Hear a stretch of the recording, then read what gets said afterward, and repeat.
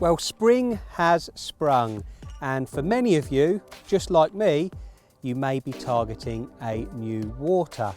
Now, I've targeted many waters in the past, and quite often the question you ask yourself is, where do I start? Now, there are a few things that I do when I'm starting a new water, and the main approach is to be there as much as you can.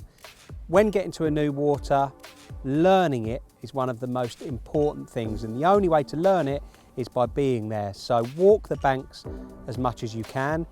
Even when you can't fish, I recommend getting there for a good wander, even if it's just for an hour or two at a time. The more time that you spend at the lake, the more you'll learn, the more you'll see. One thing that you must do is keep the faith as well. You won't always find them immediately, but eventually they will start to show and they will wake up. Now, once you've pinpointed the carp, maybe on one of those little recce trips, I advise that you take a leading rod as well, just a lead with some braided up mainline to get to know those spots. Find out where the carp have been showing, then research those spots. You could be identifying little gravel bars, little silty troughs. Just get an idea of the terrain that you're going to be fishing over. When the sun is shining like it is today, it always pays off to have a look in the shallower areas. Carp love those first rays of spring, and the sunshine on their backs, they quite often pop up like corks. So the shallower bays, the quieter, sheltered areas are quite often spots where you'll find the carp in the spring.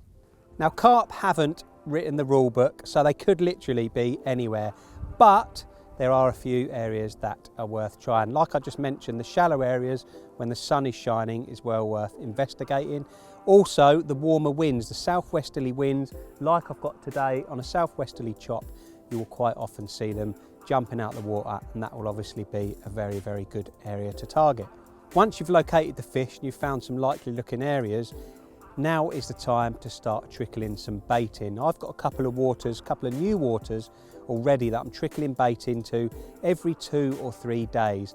I've found the fish, I've started baiting, and I want to get them grubbing about and getting used to my bait. So I've been introducing it into areas where I've seen fish, and then I'm going to start fishing it in the coming weeks. Now, by baiting up, I don't necessarily mean going down there and filling it in with 15 kilos every 3 days. That's going to be very costly and will actually go against you at times. I mean trickling it in little and often, even a kilo at a time, less than that, a few handfuls. It's all about consistency and regularity. After I prepped a few areas, it'll be actually time to do some fishing. Now, when I go on a session, I don't like to take loads of hook baits, but I do like to take 2 or 3. One of them is my matching food bait. The other will be a couple of different colours, namely pink or yellow, because different waters react to different colours. So it might be that I start catching on the pink and then I'll switch all the rods over to the pink. It might be that the food bait works really well and I'll actually be fishing food baits over the top. So it really does pay to mix and match a little bit to see which one works and then get all the rods onto the winning tactic. Now, just because you're on a new water, I wouldn't suggest that you start going changing everything and trying to copy him over there because he's catching them, etc. I would stick to what you know, otherwise you're going to frazzle your brain. So I just stick to my normal rigs. I tend to use Ronnie rigs the majority of the time. I've got standard bottom bait setups, and then I adapt my lead arrangement to the bottom I'm fishing over. So if it's a little bit soft, I'll use helicopters.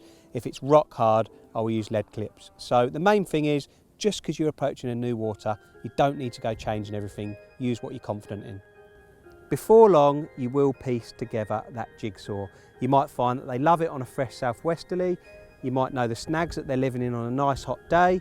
The main thing is to get those pieces correct. Burn those optical calories, watching the water, learning the carp's movements, keep that bait trickling in, use rigs that you're 100% confident in, and eventually it will happen. You will catch that first one, and you never know, it might be a season to remember.